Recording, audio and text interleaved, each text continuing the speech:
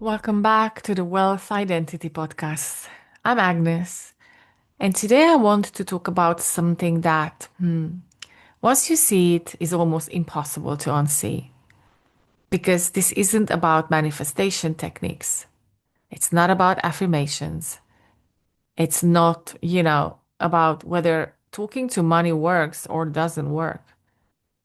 It's about position and it's about meaning. Okay, so recently a friend sent me a video. One of those videos about, talking to your money so you can become a millionaire.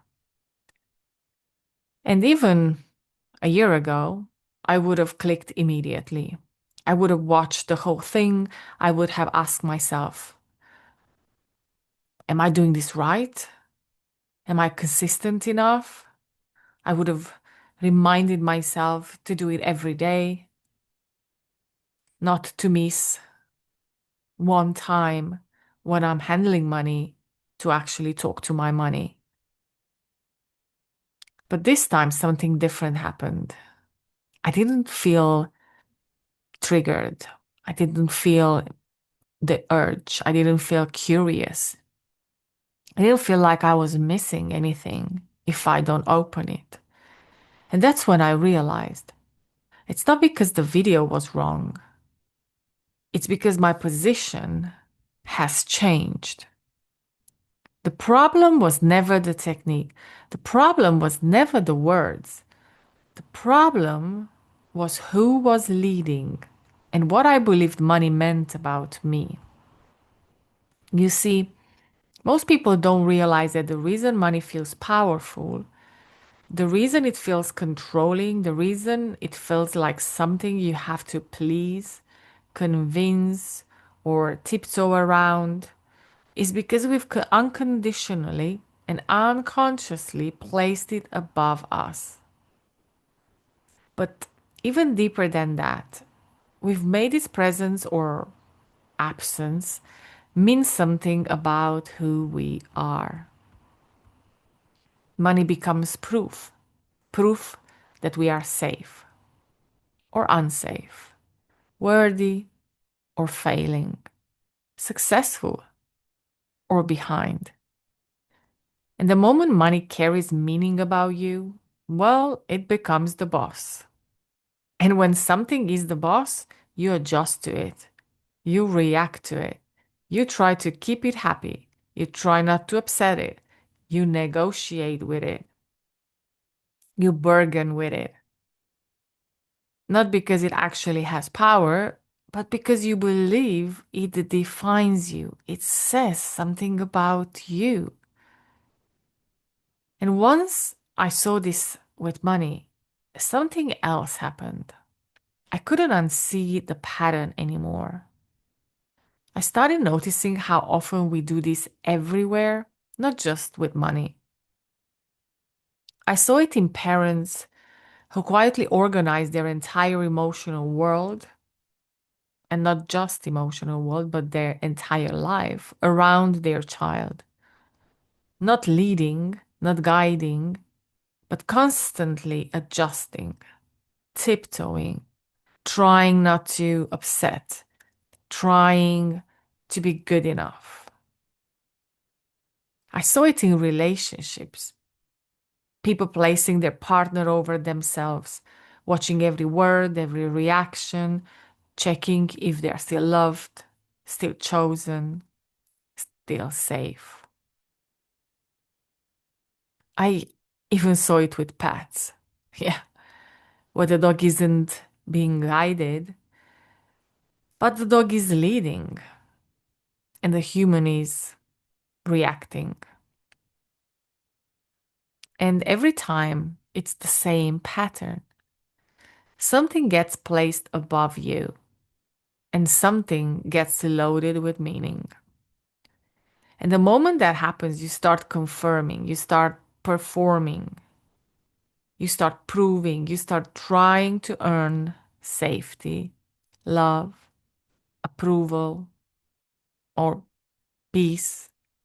Not because you are weak, but because you believe the power lives out there. in someone, in something. That's why this isn't really about money. Money is just one of the most common places we project authority onto, and one of the most common places we attach identity. But money itself is neutral. It's a resource, a tool for exchange. Numbers on paper or a screen. It only becomes life defining when we let it tell us who we are. And from that position, life becomes a constant negotiation, a constant waiting, a constant sense of almost, nah, but not yet. What shifted for me wasn't realizing that leadership doesn't mean control. It doesn't mean domination. It means presence.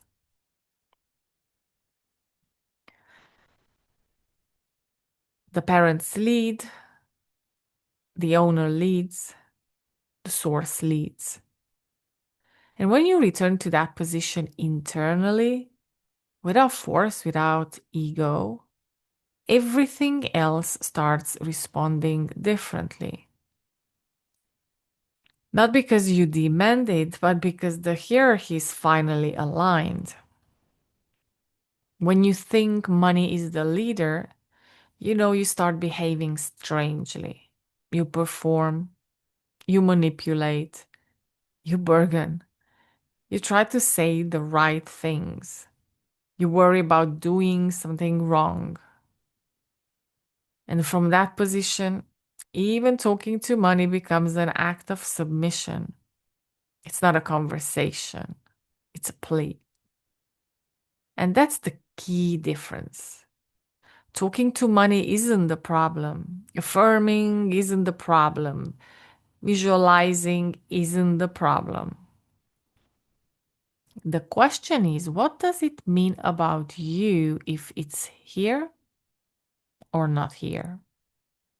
And who are you being when you speak or you do something, some type of technique? For years, I didn't see this. I thought money had power. I thought results had power. I thought the 3D world had authority over who I was allowed to be. If my business was doing well, I felt worthy. If my income was up, I felt successful and amazing. If my life looked the way I planned it to look, I felt safe. And if it didn't, I felt like I was failing. So, of course, I tried harder. I learned more, I healed more, I fixed more, I optimized my business more. And the turning point came when, despite all that effort, my desired reality, my dream life collapsed. And I went down with it. That was the moment everything cracked open because I finally saw it. I wasn't building from abundance. I was building from lack. I wasn't manifesting from wholeness. I was manifesting from wanting, not having. Eventually, I wanted money to give me safety. I wanted success to give me freedom. And I wanted results to confirm my worth, which meant I had placed money above me and made it responsible for my inner state. And from that position, nothing feels stable, nothing feels secure, nothing feels enough. Because you're always waiting for something outside of you to tell you it's finally okay to rest, feel joyful, be. The real shift happened when I stopped blaming the mirror, When I finally understood that the 3D world isn't deciding who I am, it's showing me who I believe myself to be. Money wasn't withholding. Money wasn't testing me. Money wasn't judging me. It was neutral all along. And it was reflecting my position and the meaning I had assigned. And once I stopped trying to manage money and started reclaiming leadership, everything softened. Because leadership doesn't mean control, it means grounded authority. It means I'm not here to convince, I'm not here to earn, I'm not here to negotiate my worth. I'm here as the source. And from that position, techniques become optional. They are no longer desperate attempts to get something. They are expressions of who you already are. And that's why the same technique can feel heavy for one person and effortless for another.